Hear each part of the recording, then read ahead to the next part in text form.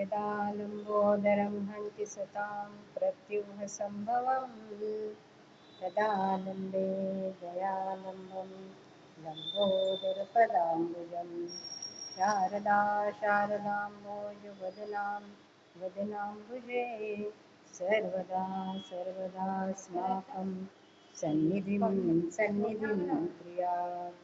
नमस्तस्मै भगवते नारदाय महात्मने कामक्रोधविहीनाय ऋषीणां प्रवराय च गुरुर्ब्रह्मा गुरुर्विष्णु गुरुदेवो महेश्वरः गुरुः साक्षात् परं ब्रह्म तस्मै श्री गुरवे नमः। पुंडलीकवरदा हरिविठ्ठल श्री ज्ञानदेव तुकाराम पंढरीनाथ भगवान की जय। जय जय रघुवीर समर्थ मंगलमूर्ती मोरया।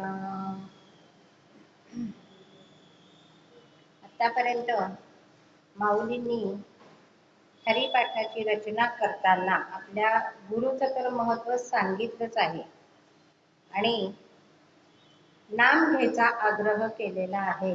नाम कसं घ्यायचं, कुणाचं घ्यायचं, किती घ्यायचं, का घ्यायचं हे सर्व सांगून नामाची व्याप्ती हेही सांगितलेलं आहे. जाणीव ज्ञान त्याची भगवंताची अद्वैत सत्ता या सर्वांवर विचार करून सांगून झालेला आहे.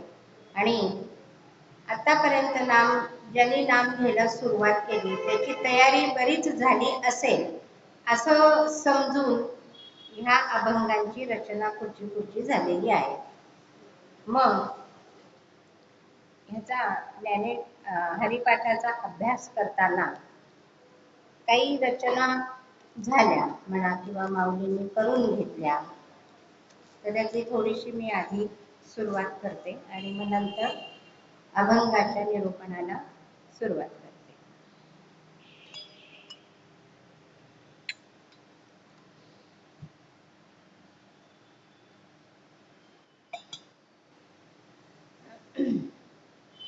हे वरदायिनी शुभं मंगले, हे वरदायिनी शुभं मंगले, सौंदर्यवती तू पद्मधारिणी, यावे मम गेहासी, यावे मम गेहासी, आसनी अंबुज रक्तवर्णी, यावे मम गेहासी, यावे मम गेहासी, सुख संपदा शांती घेऊनी, देऊनी रक्ती वसने, हे वरदायी शुभं मंगले, सुहास्यवदनी शुभ्ररदन्ती, वीणाधारिणी हंसवाहिनी, शुभ्रधवलवसने लेहुनी, यावे मम गेहासी, यावे मम गेहासी, हे वरदायिनी शुभं मंगले,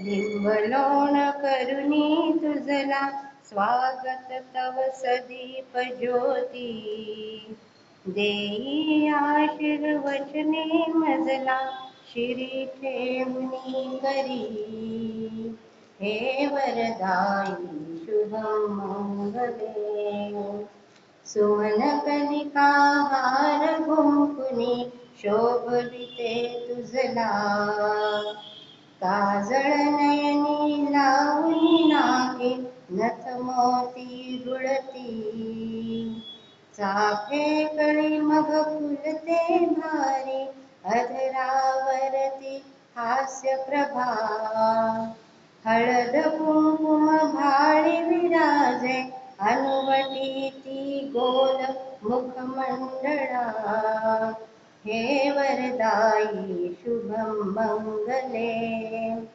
सुवर्ण शोभे गळा भरुनी माणिक मोती ओनी, सुवर्ण कांती असुनी शोभे मेखला नाजूक कटी किणकिणती नुपुर पायीचे सांगती तव आगमना देई आशिष तुम्हार्या सर्वोत्तमा सुरेशा हे वरदाई शुभम मंगले मागणे हे चितव पदी आता येई स्थिर मम गेही येई स्थिर मम गेही हे वरदाई शुभम मंगले सौंदर्यवती तू पद्मधारिणी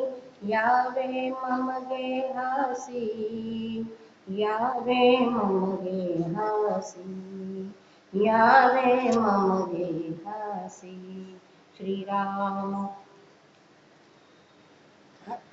आता माऊलींचा अभंग जो घेतलेला आहे, सर्व सुखाची गोडी सर्व शास्त्र निवडी, या 6 शास्त्रांचं आता आपलं निरूपण चाललेलं आहे। आपण सांख्य शास्त्रापर्यंत आलो होतो मागच्या अभंगात। मग सांख्य शास्त्राचे प्रणेते हे कपिल मुनी आहेत आणि सांख्य शास्त्र थोडं सांगून आता कपिल मुनींचं थोडस चरित्र आपण बघणार आहोत। कपिल मुनी हे भगवंताचा अवतार आहे। कर्दम ऋषी सरस्वती नदीच्या किनारी तपश्चर्या करीत होते आणि आता भागवताने आता 10,000 वर्ष असं सांगितलेले तपश्चर्या केली। भगवंत प्रसन्न झाले आणि त्यांनी सांगितलं मी तुझ्या पोटी अवतार घेणार आहे।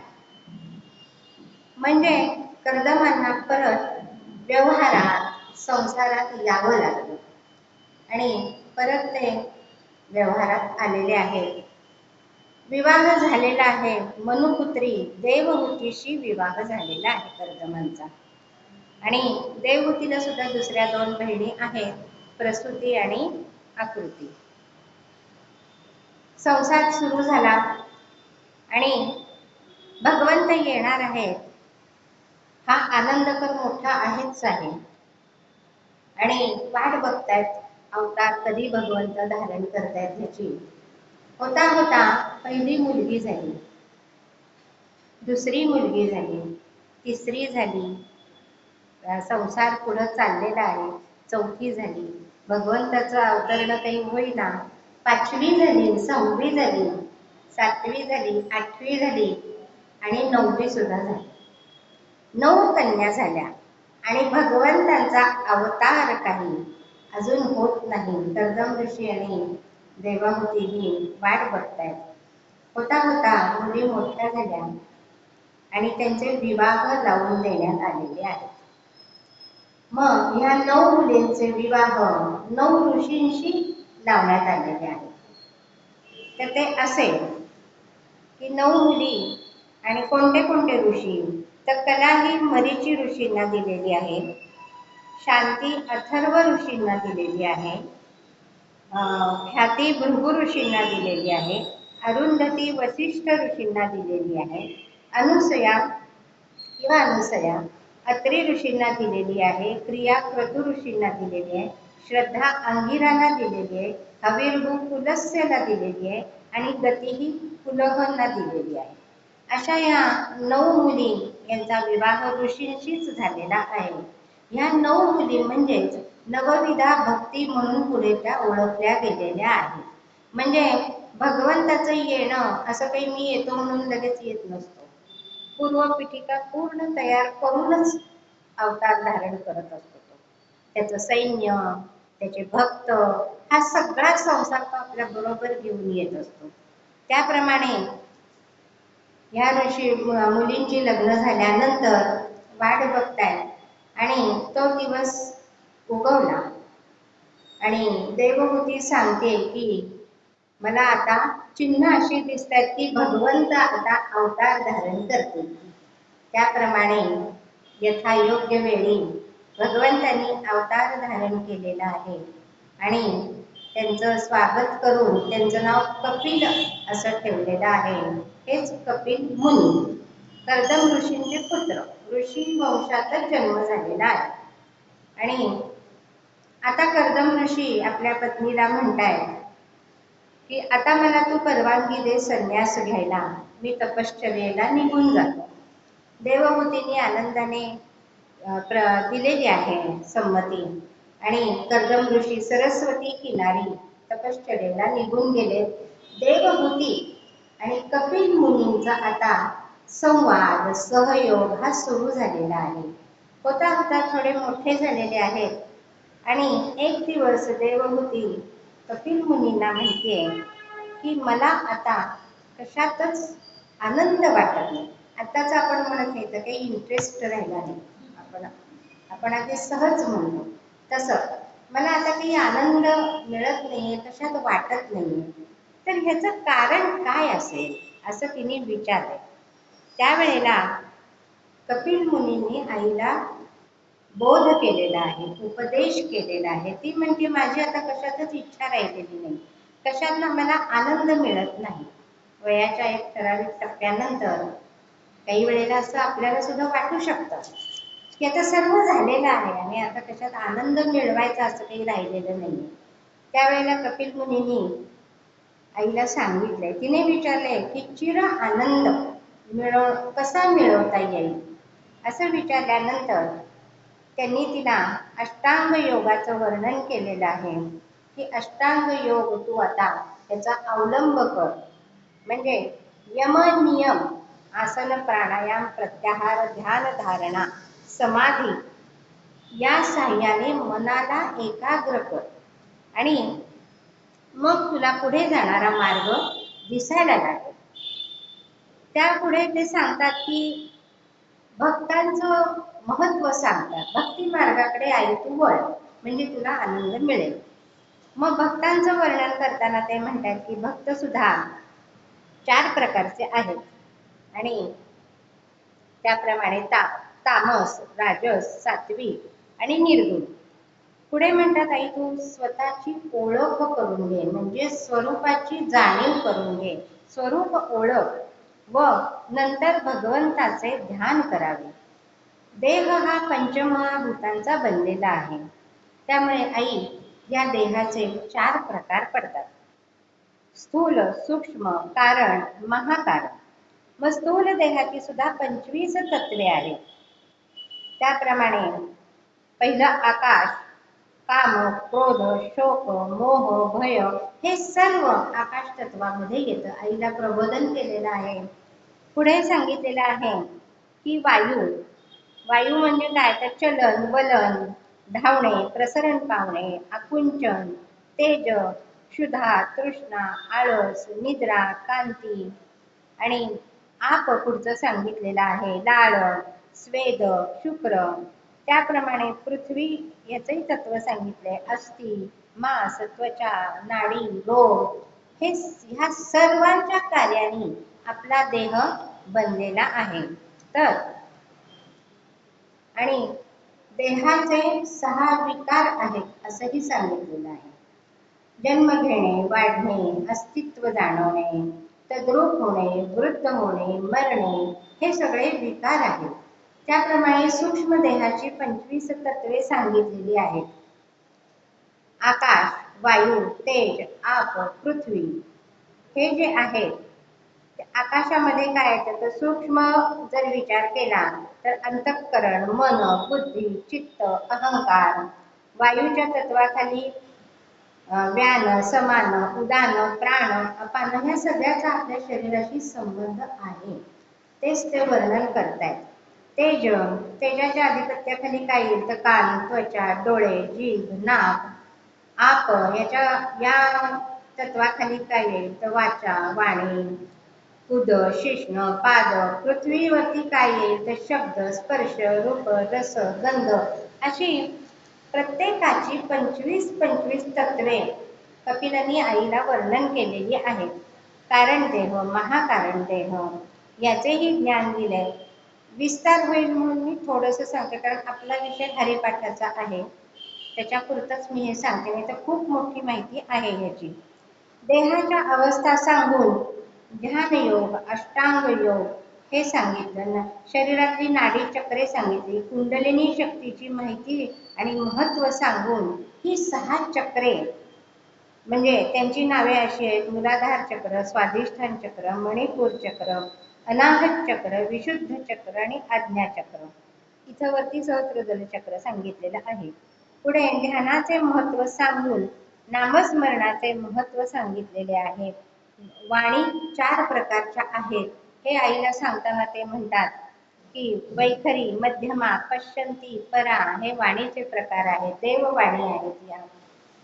पुढे म्हणतात जीवाला आनंदाची भूक असते. जीवाला काय असतं? सतत आनंद पाहिजे असतो. कुठल्याही जीवाला, मनुष्य जीव असं नाही, कुठलाही जीव असो त्याला आनंदाची भूक असते. आणि परमात्माच हा आनंद स्वरूप आहे, आनंदमय आहे. ज्ञान आणि वैराग्याने युक्त जे असतील त्यांचा सत्संग कर. सत्संगाने काय होतं तर भक्ती, ज्ञान, वैराग्य वाढतं. मनच मित्र व शत्रू आहे. बंधन व मोक्ष हे मनाचेच विकार आहे, तेच देते. ईश्वराचा आधार हाच खरा आधार आहे. आईला मुलाने केलेला उपदेश म्हणजे सांख्यशास्त्र आहे, कपिल मुनींनी जे सांगितलेलं आहे. आता सांख्यशास्त्र हे आईला सांगितलेलं सांख्यशास्त्र योग आहे. हा पुरुष आणि प्रकृतीतलं द्वंद्व हे शास्त्र सांगतं. प्रकृतीची माहिती आहे, पुरुष म्हणजे परमात्मा. आणि गीतेमध्ये जो सांख्य योग येतो त्याच्यात अद्वैताचं प्रतिपादन त्यांनी केलेलं आहे. म्हणजे इथं द्वंद्व आहे आणि तिथं अद्वैत आहे, द्वैत आणि अद्वैत असं आहे. पुढे सांगतात माते सुखदुःखाची प्रचंड शृंखला आहे. जन्म मृत्यूच्या फेऱ्यात त्याचं क्रियमान पक्व झालं की संचित प्रारब्ध होतं आणि ते वाट्याला येत असतं. त्यात तसंच सुखही येत असतं, दुःखही येत असतं. पूर्व सुकृतानुसार मानवाला देह मिळतो. या जन्म मृत्यूच्या फेऱ्यातून जर बाहेर पडायचं असेल आणि आनंद मिळवायचा असेल तर अष्टांग योगाचा अवलंब कर. तो अष्टांग योग त्यांनी विस्तृत प्रमाणात सांगितलेला आहे. पुढे म्हणतात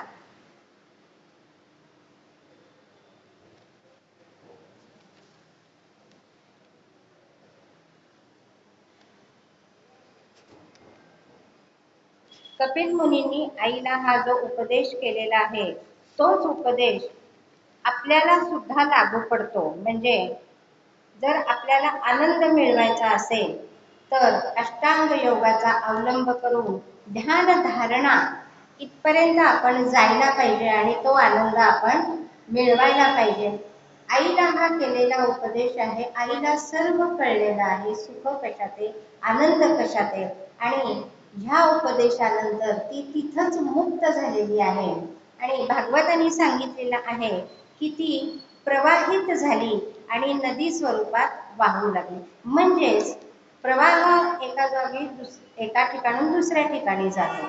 ती प्रवाहित झाली म्हणजे हे ज्ञान एकाकडून दुसरीकडे जायला सुरुवात झाली, असा त्याचा एक लाक्षणिक अर्थ आपल्याला घेता येतो. आता हे सांख्यशास्त्र झालं. त्याच्यानंतरचं 6 शास्त्रातलं योगशास्त्र हे येतं. तर योगशास्त्राचे जे प्रणेते आहेत ते पतंजली हे योगशास्त्राचे प्रणेते आहेत. पतंजलींचं चरित्र जर बघितलं तर त्यांचं आई वडील किंवा जन्माची माहिती म्हणजे मला तरी नाही मिळाली, कुठं उल्लेख आला नाही. परंतु त्यांनी जे हे योगशास्त्र सांगितलेलं आहे ते सांख्यशास्त्रावरच बरचसं आधारित आहे. त्यात ते काय म्हणतात की योगशास्त्राचे प्रणेते जे पतंजली मुनी आहेत हे साधारणतः पतंजली योगशास्त्राचे 4 भाग पडतात. संक्षिप्त रूपातच मी घेतलेले. पतंजली मुनींनी ह्याची जी आखणी केली ती 4 भागात केलेली आहे. त्यामध्ये त्याला पाद असेही म्हणतात. समाधीपाद, साधनापाद, विभूतीपाद, कैवल्यपाद असे 4 भाग केलेले आहेत. याच्यामध्ये 195 सूत्र त्यांनी सांगितलेली आहे. बरंच अष्टांग योगाचं वर्णन सुद्धा त्यांनी ह्याच्यात केलेलं आहे. ध्यान, धारणा, संयम, नियम हे सगळ्याचा अगदी विस्तृत विचार केलेला आहे. तर थोडीशी जर छोटी छोटी माहिती बघितली तर सगळी सूत्र वेळेअभावी काही घेता येत नाहीत, म्हणून थोडीशी घेऊयात. मग समाधीपाद हा जो पहिला आहे त्याच्यामध्ये साधारणतः 51 सूत्र येतात आणि त्यातली थोडीशी बघूयात. अथ योगानुशासनम असं सुरुवात त्यांनी केलेली आहे.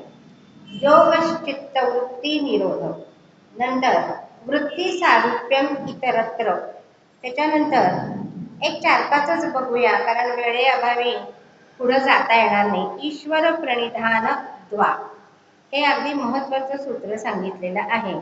त्याच्यानंतर तस्य वाचक प्रणव हा ओंकार, ओंकाराचं सुद्धा महत्व सांगितलेलं आहे. ही सृष्टी निर्माण कशी झाली, काय करायला पाहिजे याचं सगळं विवेचन त्यांनी योगशास्त्रामध्ये केलेलं आहे. म्हणजे शरीर जर स्वस्थ निकोप राहिलं तर ह्या अष्टांग योगाचा अवलंबन करून परमेश्वर प्राप्ती करता येते असं त्यांनी सांगितलेलं आहे. पुढे दुसरं जे आहे ते साधनापाद, म्हणजे कशाच्या सहाय्याने समाधी प्राप्त होईल. शेवट अष्टांग योगाचं समाधी आहे, समाधी प्राप्त करता येईल.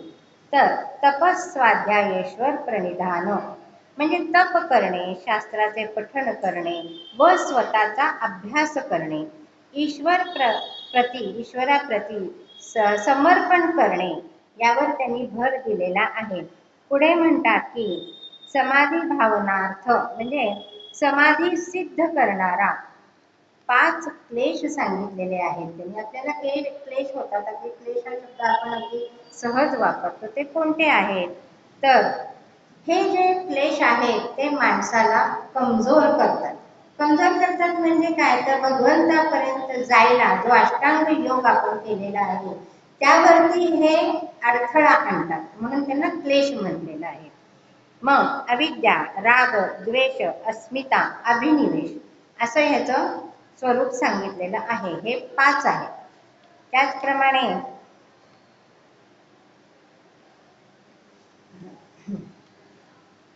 अविद्या, स्मिता, राग, द्वेषाभिमानी, पंचक्लेश म्हणजे कोणते परत सांगितले त्यांनी. अविद्या, अस्मिता, राग, द्वेष, अभिनिवेश हीच दुःखाची कारणे आहेत. म्हणजे क्लेश आहेत म्हणजे ह्यांनी दुःख होतं. दुःख झालं की आपण आपल्या मार्गापासून लांब जातो. म्हणजे भगवंताची प्राप्ती करायला अष्टांग योग सांगितलेला आहे, त्याच्यातनं आपण लांब जातो.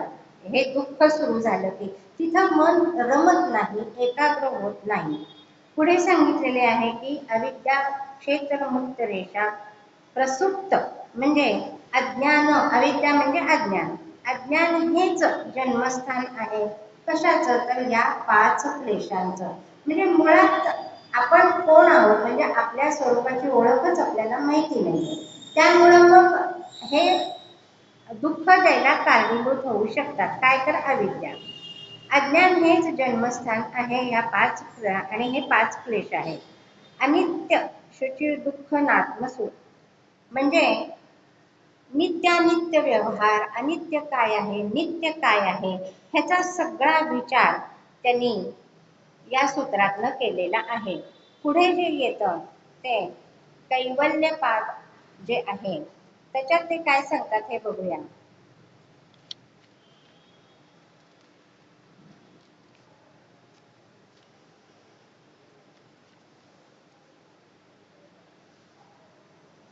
जसं जशी माहिती मिळत गेली तसं जसं लिहिल्यामुळे थोडं इकडे झाले, थोडं इकडे झाले असं. कैवल्यपाद जे आहे त्याच्यामध्ये साधन सांगितलेले 5. काय सांगितलेलं आहे तर समाधी साधन हे केल्यानंतर सिद्धी प्राप्त होतात. मग ह्या सिद्धी सुद्धा 5 सांगितलेल्या आहेत. जन्मापासून सिद्धी प्राप्त, एखाद्याने जन्मापासून सिद्धी प्राप्त झालेली. आपण आधीच्या अभंगातनं ह्याची उदाहरणं बघितलेली आहेत की चांगदेव तपश्चर्या करून डोळे उघडल्यानंतर प्राण्यांना कोण जे तिथं असतील त्यांना जिवंत करत होते, पण मुक्ताबाईंनी त्यावेळेला दाखवलेलं आहे की नुसता हात फिरवला आणि दृष्टी फिरवली तरी ते सजीव झालेले आहेत. ही जन्मापासूनची सिद्धी ज्ञानेश्वर माऊलींना सुद्धा होती. जवळजवळ सगळ्या संतांना ही सिद्धी होती जन्मापासूनची. पुढे औषधाने सिद्धी प्राप्त होते. संजीवनी विद्या वगैरे जे संजीवनी औषध हे आहे ती त्यांनी सुद्धा सिद्धी प्राप्त होऊ शकते. मंत्रांपासून सिद्धी प्राप्त होऊ शकते. आता हे तर सगळ्यांनाच माहिती आहे. श्रीराम जय राम जय जय राम नामावरतीचा खंड हरिपाठ झालेला आहे. नामाचं महत्व सांगितलेलं आहे. सिद्धी नामामुळे मिळते.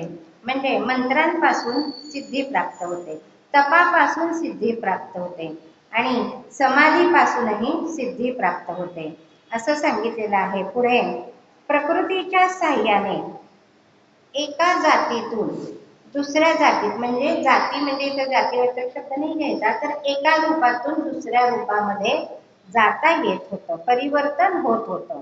शरीर इंद्रिये चित्त यांच्यात परिवर्तन होत होते. हे कैवल्य पादामध्ये सांगितलेलं आहे बरं का. त्याच्यानंतर सांगितलेलं आहे की साधना संकल्प क्रिया ह्यामुळे काही गोष्टी लवकर होतात. म्हणजे कसं की जसं प्रवाह एकीकडे चाललेला आहे तो दुसरीकडे वळवणे, ही सुद्धा कैवल्य पादामध्ये हे सांगितले. हे योगाच्या सहाय्याने करता येऊ शकतं असं सांगितलेलं आहे. त्याचबरोबर सिद्धी ह्या व्यक्तींचा म्हणजे जी साधना करते व्यक्ती तिचा मार्ग निश्चित करते. म्हणजे अमुक एक साधना झाली की काही सिद्धी प्राप्त होतात. त्याच्यात अडकायचं नाही, साधना सतत चालू ठेवायची असं सांगितलेलं आहे. आणि ह्या मार्ग निश्चित करते आणि चित्ताच्या शुभ अशुभ वासनांवर जो काही प्रवास चालतो त्याच्यावरती व्यत्यय येत नाही. मुख्य म्हणजे व्यत्यय येत नाही हे आहे. आणि पुढचं म्हणजे व्यत्यय काही येत नाही पण विकास मात्र होतो, त्या साधकाचा विकास होतो असं हे योगशास्त्र कैवल्य पादापर्यंत आपण सांगितलेलं आहे. आता पुढचं शास्त्र जे आहे ते उत्तर मीमांसा, पूर्व मीमांसा आणि उत्तर मीमांसा. पटपट पळावं लागतंय, खूप खूप आहे याचं सांगण्यासारखं खूप आहे.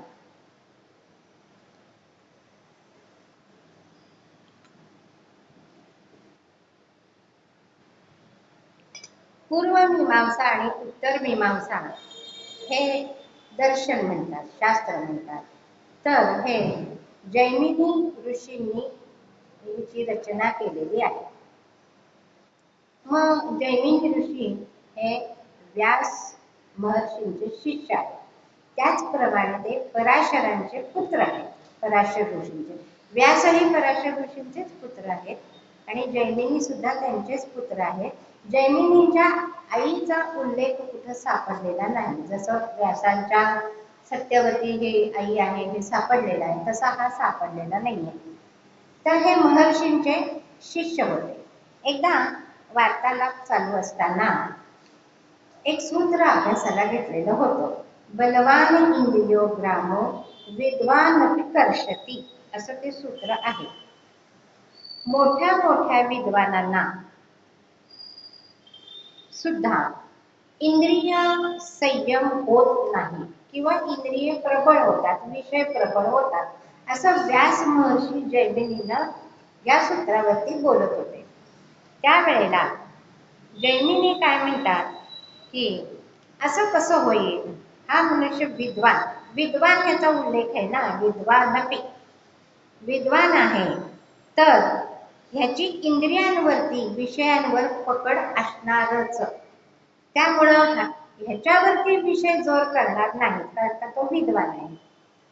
असं बोलणं चाललेलं असताना व्यासांना एकदम काहीतरी आठवतं आणि ते म्हणतात थांबतात, मी आता गडबडीत आहे, मी एका कामाला चाललेलो आहे, ह्याचं उत्तर मी तुला नंतर कधीतरी देईन.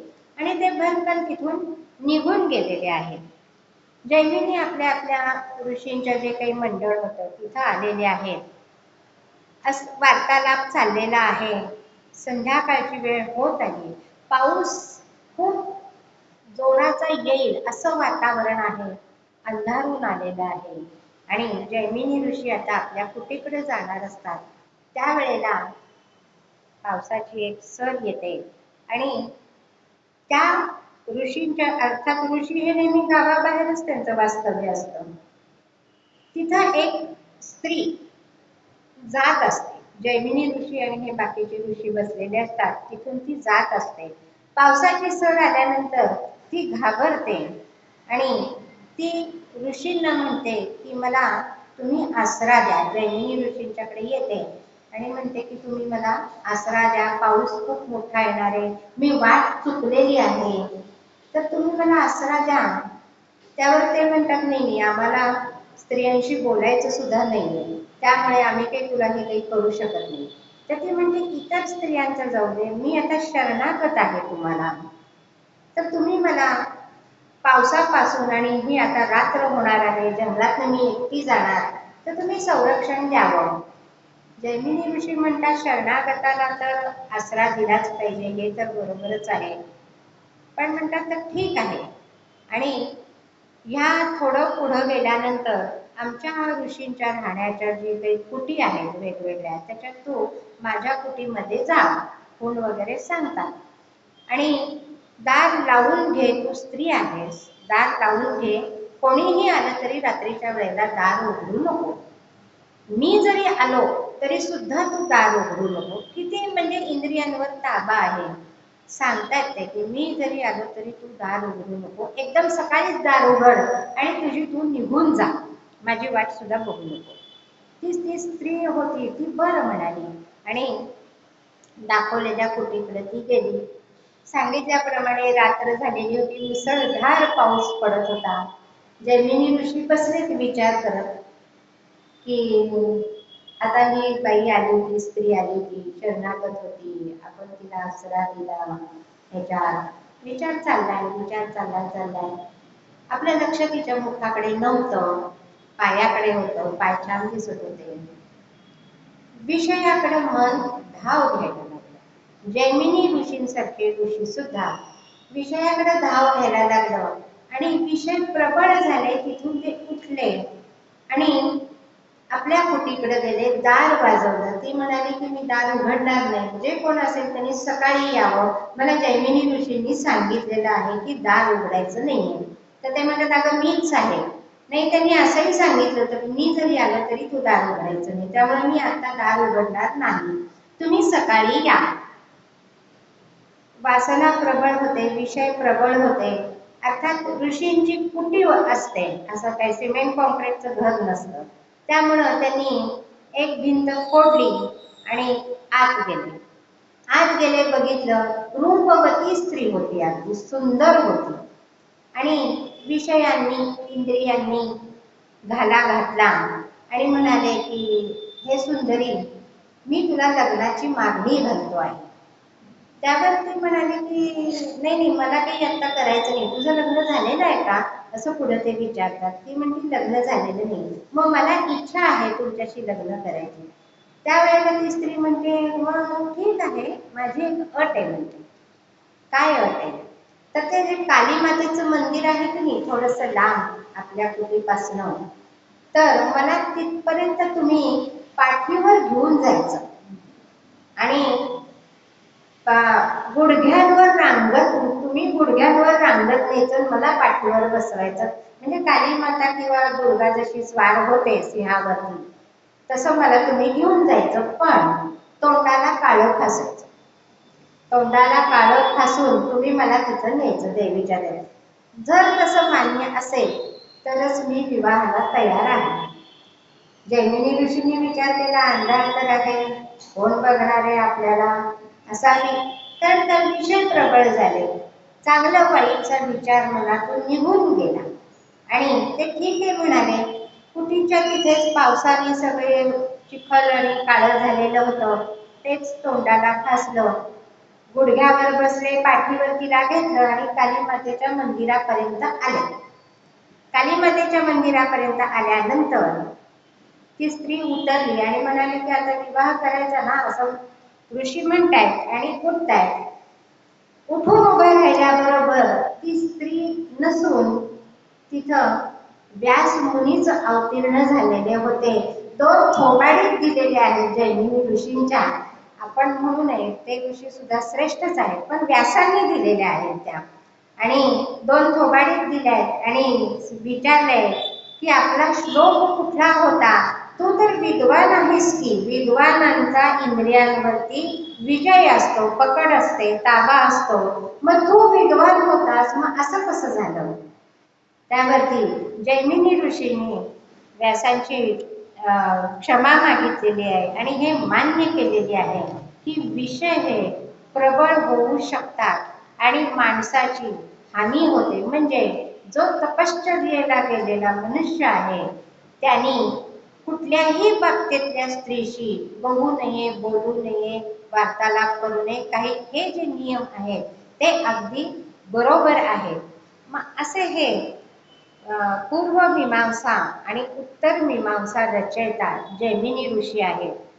मग पूर्व मीमांसा रचताना त्यांनी त्याच्यामध्ये पूजा पाठाचे नियम, मनुष्य जन्माचे कर्म, जीवनाचे नियम यांचे वर्णन केलेले आहे. मग पूर्व मीमांसा करण्याची गरज का वाटली ह्याच्यामध्ये? तर त्यावेळेला काही धर्म हे सनातन धर्माच्या विरुद्ध प्रचार करत होते. परमेश्वराला मानत नव्हते, पूजा पाठाला मानत नव्हते. त्याचा इतका प्रपोगंडा झालेला होता की हे शास्त्र लिहिण्याची गरज वाटायला लागली. साध्या माणसापासून राजापर्यंत कसं वागायला पाहिजे, पूजा पाठ कसे करायला पाहिजेत आणि परमेश्वर प्राप्ती हीच कशी आहे हे या शास्त्रांनी सांगितलेलं आहे. वेदांच्या आणि उपनिषदांच्या सांगितलेल्या गोष्टींवर प्रश्न विचारले जात होते आणि लोकांच्या मनात वेदांबद्दल शंका निर्माण होऊ लागली होती. वेदच का मुख्य आहे? तर ते अपौरुषेय आहे. म्हणजे ते कुणी निर्माण केलेले नाही, तर स्वतः भगवंतांनीच ते निर्माण केलेले आहेत आणि माणसाच्या उत्कर्षाकरता त्याचा वापर करायला सांगितलेला आहे. म्हणजे जसं लहान मुलाची आई, नवजात जन्मलेलं जे बाळ आहे त्या बाळाला कुठं माहिती असतं की आपली आई कोण आहे? ती आई जेव्हा सांगते की हे माझं बाळ आहे, तसं हे वेद सांगतात की भगवंत काय आहे आणि भक्त काय आहे हे भगवंतांनीच निर्माण केलेले वेद आहे. मग लोकांच्या मनात वेदाबद्दल शंका निर्माण होऊ लागली होती.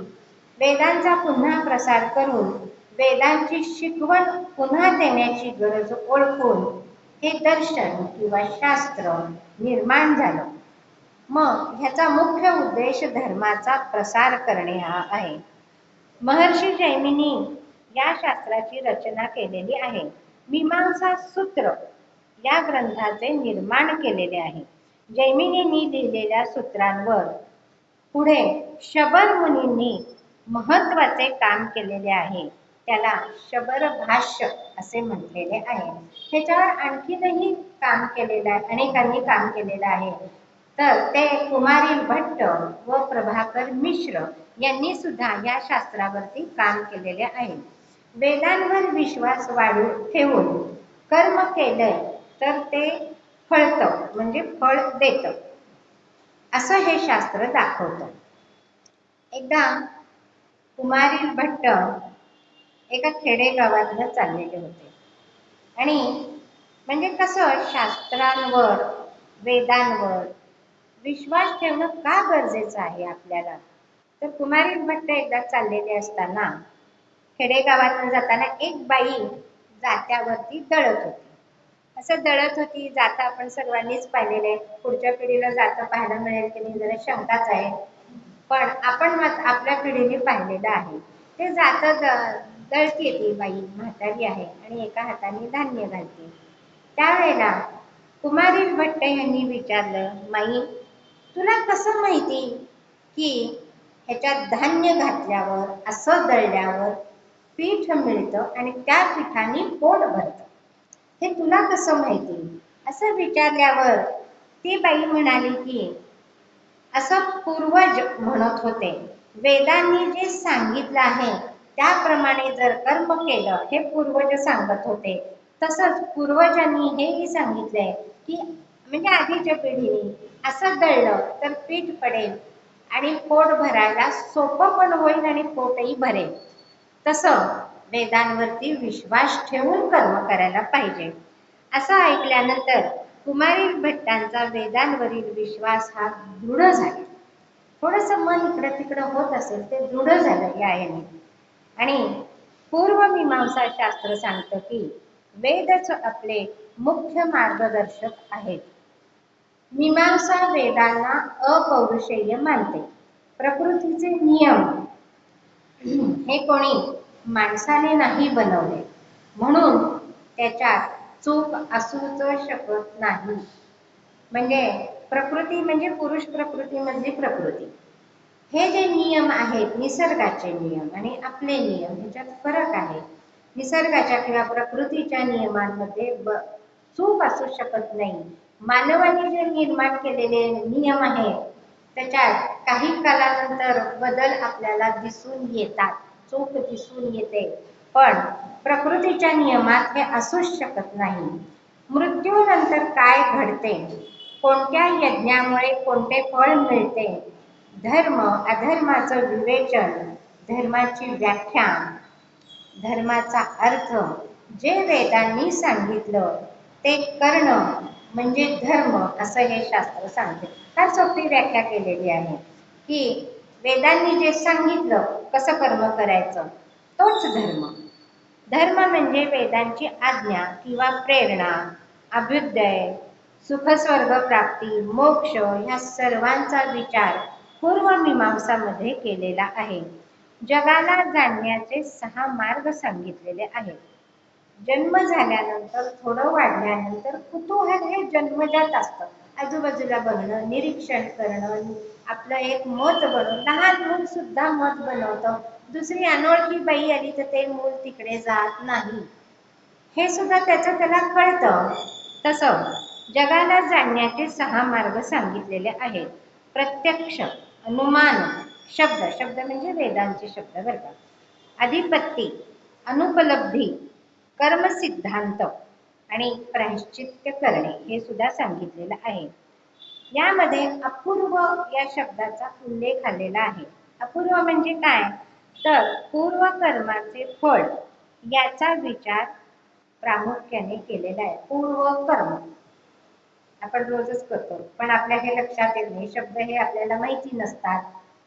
जेवायचं आहे, स्वयंपाक करतो, हे पूर्व कर्मच झालं. त्याचं फळ काय, सुधा शांती झाली, हे त्याचं फळच आहे ना. म्हणजे स्वर्ग उदाहरण त्यांनी दिले, स्वर्ग प्राप्तीसाठी केलेला यज्ञ. मग यज्ञ आधी केला जातो आणि नंतर स्वर्ग प्राप्ती होते, त्याचं फळ यज्ञाचं. त्या व्यक्तीला मृत्यूनंतर स्वर्ग प्राप्ती होते, यालाच त्यांनी अपूर्व असं म्हटलेलं आहे. मोक्ष, मुक्ती म्हणजे काय, ह्याचा उहापोह केलाय. दुःखापासून पूर्ण सुटणे, पूर्णपणे दुःखापासून बाजूला होणे, कर्माच्या बंधनातून आझाद होणे, जन्म मृत्यूच्या फेऱ्यातून बाहेर पडणे, या तिन्हीला मिळून मोक्ष किंवा मुक्ती असं म्हटलेलं आहे. म्हणजे दुःखाची निवृत्ती आणि आनंदाची प्राप्ती. हे आपण आधीच्या ह्याच्यात सुद्धा सांगितलेलं आहे. नवीन कर्म करू नका, हे शास्त्र काय सांगतं, नवीन कर्म करू नका. आपण कर्म करतोय हे तरी आपल्याला कळायला लागतं. कळायला लागल्यानंतर नवीन कर्म करू नका, पहिल्या कर्माचा हिशोब करा असं हे शास्त्र सांगतं. नवीन कर्म करू नका, जुन्या कर्माचा हिशोब करा. कर्माशिवाय मनुष्य राहू शकत नाही. मनुष्य म्हणजे जीवच राहू शकत नाही. मग गीता कसं सांगते की कर्मफळाची इच्छा करू नका. कर्म करू नका नाही, कर्म करा, पण कर्माच्या फळाची इच्छा करू नका, म्हणजेच कर्मफळाचा त्याग करा असा अर्थ सांगितलेला आहे. वेदांच्या म्हणण्याप्रमाणे वागा, कारण का वेद म्हणजेच अपौरुषेय आहेत, भगवंतच आहे. पुढे उत्तर मीमांसा या ग्रंथाची आता पूर्व मीमांसा झाली, उत्तर मीमांसा सुद्धा जैमिनी ऋषींनीच रचलेला आहे. उत्तर मीमांसामध्ये उपनिषदांचे विचार आहेत. उत्तर मीमांसाला वेदांत दर्शन म्हणतात. वस्तूला समजण्याचे व जाणण्याचे 6 दर्शन आहेत. उत्तर मीमांसालाच वेदांत दर्शन म्हणतात. वेदांत म्हणजे वेदांताचा शेवटचा हिस्सा. वेदांत, वेद अंत, वेदाचा अंत नाही, वेदामध्ये शेवटचा भाग. आणि तो वेदांचा सर्वात महत्वाचा भाग म्हणजे उपनिषद आहे. वेदांचा शेवटचा भाग उपनिषद आहे. काय होतं ह्याच्यात? तर ज्ञान मिळतं. काय? भगवान कोण आहे, आपण कोण आहे ह्याचा विचार केलेला आहे. पूर्व मीमांसा मन तयार करतं. म्हणजे पूर्व मीमांसा नुसतं वाचून नाही, पूर्व मीमांसा प्रमाणे वागून ही न्यायशास्त्र किंवा ही जी शास्त्र दर्शन आहे त्याच्यात कर्मावरतीच भर दिलेला आहे, याचा विचार केला आहे.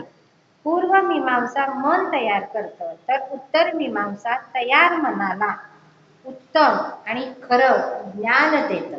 म्हणजे पूर्व मीमांसाप्रमाणे वागल्यानंतर उत्तर मीमांसा सारखं फळ मिळतं त्या कर्माचं. उत्तर मीमांसा मोक्षाचं महत्व वर्णन करते व म्हणते, काय म्हणतं? मोक्ष उत्तम ज्ञानाने प्राप्त होतो. आता इथं ज्ञान म्हणजे आत्मज्ञान हेच आपण इथं घ्यायला पाहिजे. ज्ञान म्हणजे भौतिक रासायनिक वगैरे असं नाही, किंवा वस्तूचं नाही, तर आत्मज्ञान असाच अर्थ घ्यायला पाहिजे. ज्ञानानेच प्राप्त होतो.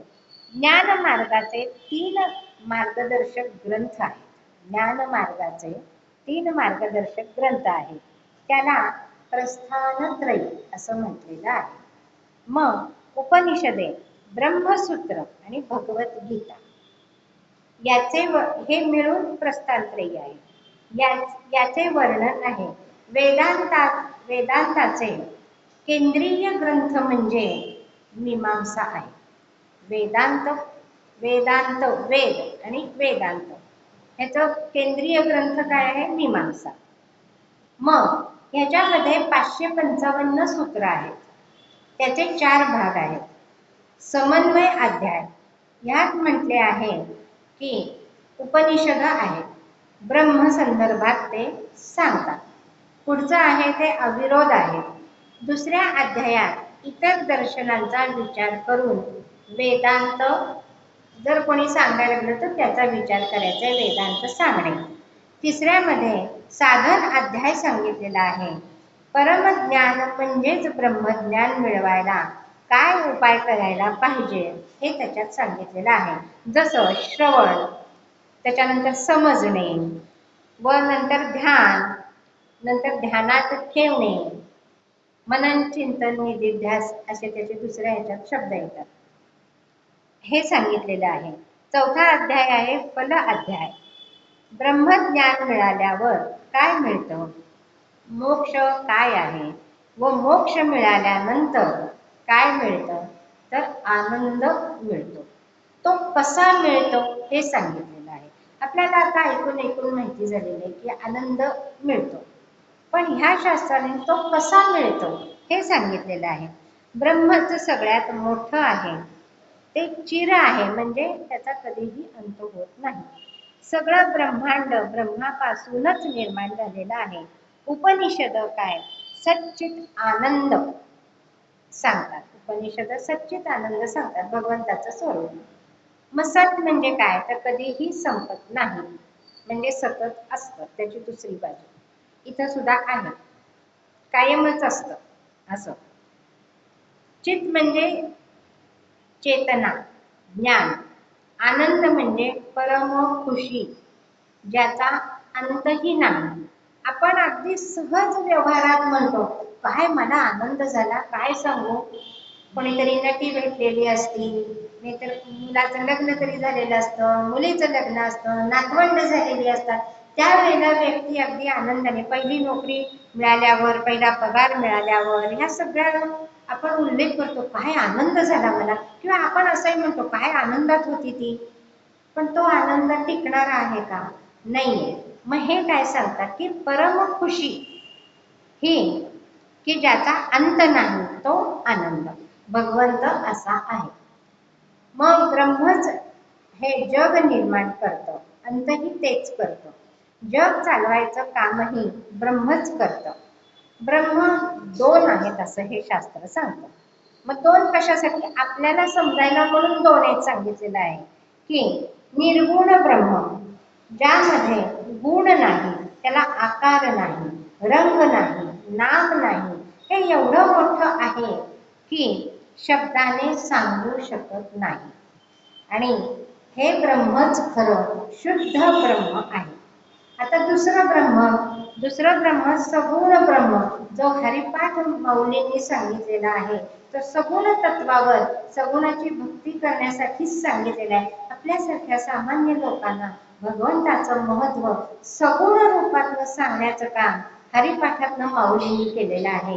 तेच हे सगुण ब्रह्म हे उत्तर मीमांसामध्ये सुद्धा सांगितलेलं आहे. ज्याला आपण ईश्वर अथवा भगवान म्हणतो, हीच परमसत्ता आहे.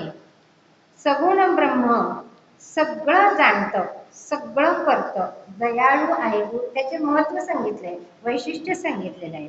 दयाळू आहे, शक्ती आहे त्याच्यात, भक्तीने ते फळतं. म्हणजे भक्ती आपण त्या सगुणाची केली तर ते पावतं आपल्याला. आणि पूजा जी काही करतो त्याचं सुद्धा फळ मिळतं. ह्यासाठी सगुण परमात्म्यावरती साधकाने ध्यान द्यायला पाहिजे. आणि का तर ते सगुण ब्रह्म भक्ताचं ऐकून घेतं. आपण दगडी मूर्ती जरी असली, धातूची मूर्ती असली तरी खूप दुःख झाल्यावर आनंदाच्या क्षणी एका वेळेला आपण जाणार नाही सगुण मूर्तीकडे, परंतु दुःखाच्या वेळेला मात्र तिथं रडायला, सांगायला अगदी आवर्जून जातो. मग ते सगळं आपलं ऐकतं, हाच भाव असतो ना आपला त्याच्याभोवती. तेच सांगतायत की ते सगुण जे परब्रह्म आहे ते भक्ताचं ऐकतो. आत्मा व जीव चेतना यांचा विचार साकल्याने या शास्त्रात केलेला आहे. वेदांत अति महत्वाचे